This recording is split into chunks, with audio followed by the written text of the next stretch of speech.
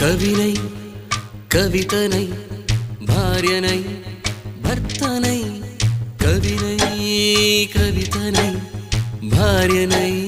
భర్తనై మల్లెల దారిలో మంచు ఎడారిలో మల్లెల దారిలో మంచు ఎడారిలో పన్నీటి జయ గీతాల కన్నీటి జలపాతాల నాతో నేను అనుగమిస్తూ నాతో నేనే రమిస్తూ ఒంటరినై అనవరతం కంటున్నాను నిరంతరం